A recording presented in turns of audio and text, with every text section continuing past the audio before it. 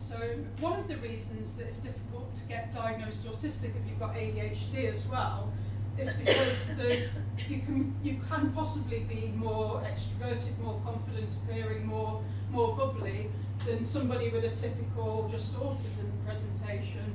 And likewise, if you're autistic, you sometimes have a lot of routines and coping mechanisms in place that help to mask the ADHD.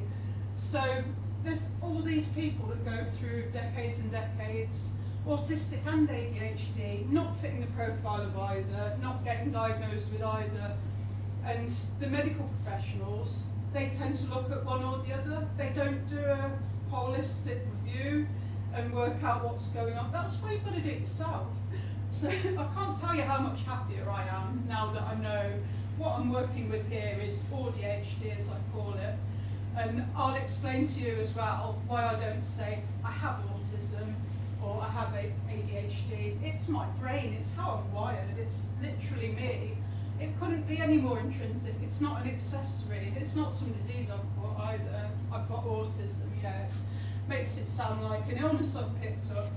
But it's me, it's my identity. I am ADHD. I'm not living with autism and ADHD. Can you imagine? So I'm not against unconventional relationships like thruples and things, but if I was living with autism and ADHD, autism, she's a really neurotic bitch. She likes everything just so. And ADHD is a bit of an impulsive, inconsiderate dickhead.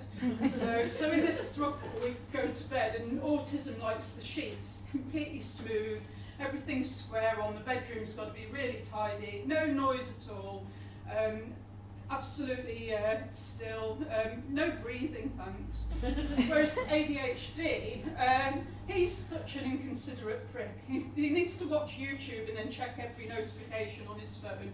He's got to listen to at least half an hour of trip hop and then put on some sleep sounds, and he's tossing and turning all night, and there's me in the middle. No, it doesn't work like that, they are me. So I'd strongly recommend, especially if you've got anybody at all in the family who's got any kind of neurological difference. I don't call it a condition because it's just part of the human experience. All our brains are wired differently.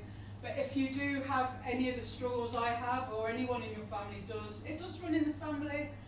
You don't even need a diagnosis. You need an ADHD one to get the medication, obviously, but just knowing that there's a reason why you struggle with things, that you're not a loser, that you're not defective and broken, that everybody's brain is wired differently and yours is a particular type of brain, and that explains a lot. It's so validating, and it's been so good for my confidence and my self-esteem. Imagine going through life, you're a zebra, you've got these beautiful black and white stripes, and you go through life thinking, none of the other horses have got stripes, there must be something really wrong with me.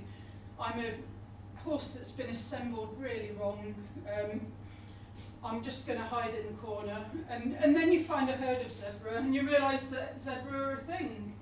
And that they're not broken horses, they're beautiful zebras, and they're meant to have the stripes.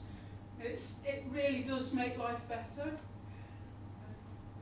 Thank you.